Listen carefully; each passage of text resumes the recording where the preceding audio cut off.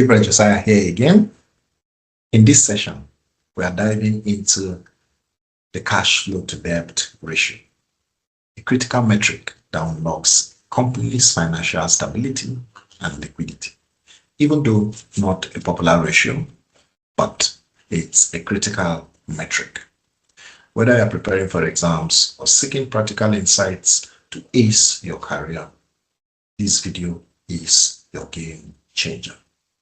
You want to learn how this tool can help you analyze debt management and guide smarter financial decisions. Stay tuned and let's decode success together. Let me share my screen quickly as we look deeply into this fantastic but unpopular ratio. Okay, so if you can see my screen now, I've gone mini as usual.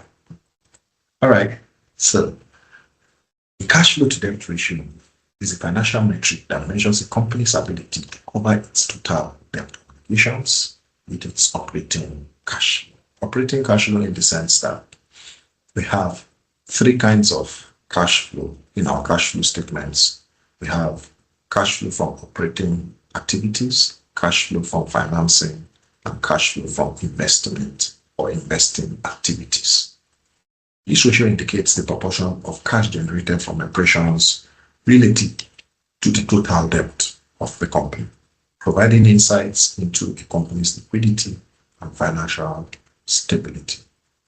A higher ratio signifies a stronger ability to meet debt obligations, reducing the risk of financial distress. The formula is stated on the screen. Operating cash flow is our numerator and it's gotten from the cash flow statement. And where this is not provided from our NCI, the EBITDA is a closer picture of the operating cash. So where a cash flow statement is provided in the exams or in the financial statements, that from the operating activities is the perfect picture to calculate this ratio. The total debt includes the current and non-current liability of the company. So it's clear on the screen. You see it, where the cash flow is the cash generated from the company's normal business operations or cash flow from operating activities, while the total debt is short-term and long-term, which includes current and non-current liabilities. Where there is no cash flow statement provided, like I stated earlier, EBITDA from the statement of comprehensive income can be used as a substitute. The key reasons is that exclusion of non-cash expenses like operating cash flow. EBITDA excludes non-cash changes such as depreciation and amortization, and it reflects operational performance. It shows earnings generated purely from operating activities, aligning with cash flow from operations intent. Another reason is before financing and investing activities, EBITDA doesn't include interest and taxes, keeping the focus on operational earnings, similar to cash flow from operations. Thus, while the EBITDA is not perfect, but it serves as a practical proxy, especially under exam conditions where you don't have a cash flow statement and you have an income statement and a position statement, the EBITDA from the income statement can be used as a substitute that shows cash generated by the business. Okay, so let's calculate this ratio with our example, Cashflow to Nigeria PLC. You can see there's a statement of comprehensive income or an income statement, and there's an SFP, a position statement or a balance sheet, but there is no cash flow statement in this financial statement of Cashflow to Nigeria PLC. So we get the substitute, which is our earnings before interest and taxes. Okay, so we have the gross profit, we have admin expenses, we have distribution expenses, we have profit before depreciation and amortization. So we also have these expense lines: the depreciation, amortization, finance cost, finance income, tax expense. So the profit before depreciation and amortization is a perfect picture of the EBITDA. So let's pick that, which is 120 million naira. 120 million naira is our EBITDA. Perfect picture of EBITDA. Now let's go pick our total debt as indicated in the formula. It said operating cash flow, which EBITDA is our substitute, and the total debt, which includes short-term and long-term liabilities. So let's go pick our short-term and long-term debt. So we have the non-current liabilities, as you can see on the screen. The total is 500 million. Don't forget, we are picking at the end of the year, 31st December, not the beginning. So our total non-current liabilities is 500 million. Pick that as the first liability element. So we have the total non-current liability as 500 million. Let's go back to the current liability. Beg your pardon. Current liability. The current liability is a total of 400 million naira at the end of the financial year. So pick that also as 400 million naira. So let's calculate our cash flow debt ratio, which is EBITDA divided by our total debt. This is 54%. 54%. So our cash flow to debt, our cash flow is 54% to our debt. 54% to our debt. So what does this mean?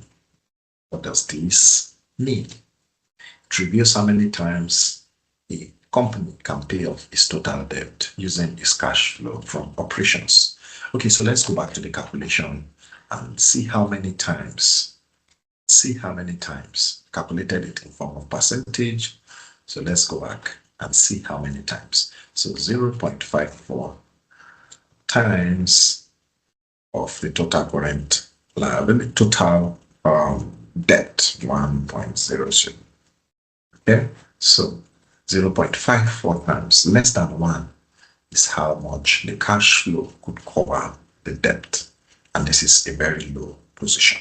So I'm not using percentage now, don't use the first calculation we did. We're looking at how many times based on this explanation it would take a company to pay off its total debt using its cash flow from operations. The perfect picture would have been taken from the cash flow from operating activities if the cash flow statement was provided to us, but then we had to use the EBITDA as a substitute or a proxy where that was not provided.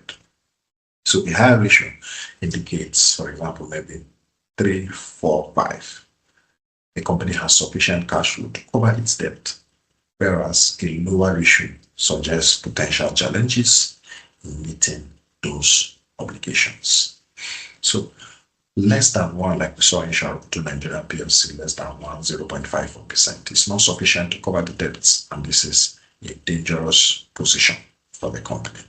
The implication is that a high cash flow to debt ratio is generally viewed positively, while a low one is viewed negatively, indicating that the company is generating enough cash flow or cash from its operations to handle its debt commitments in the area of high cash flow. This can enhance the company's creditworthiness and reduce borrowing costs. While conversely, a low ratio may raise concerns about the company's ability to meet its debt obligations, potentially leading to higher borrowing costs or difficulty securing new financing. The cause and effect of a high cash flow to debt ratio is strong. The causes, let's start with the causes. Strong operational performance, efficient management of cash flow, or a low level of debt.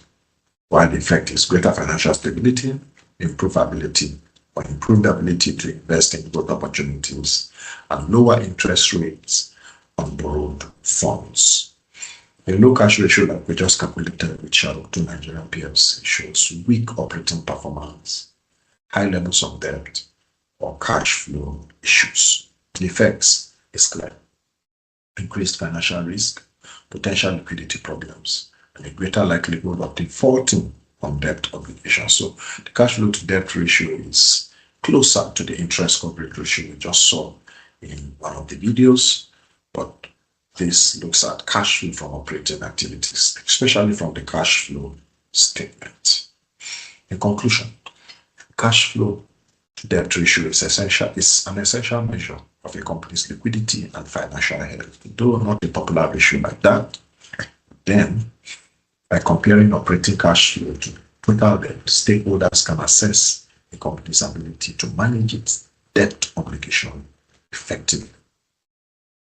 Maintaining a cash or a healthy cash flow to debt ratio is crucial for ensuring long-term financial stability and fostering confidence among shareholders, investors, and creditors.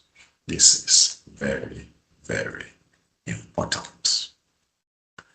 That's it, champions. The cash flow to debt ratio isn't just a formula. It's a financial compass that guides strategic decision making.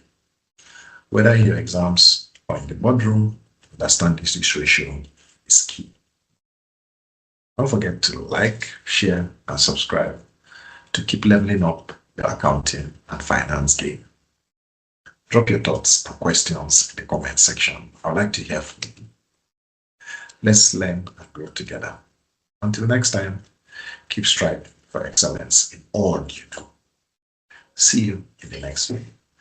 And until then, bye for now.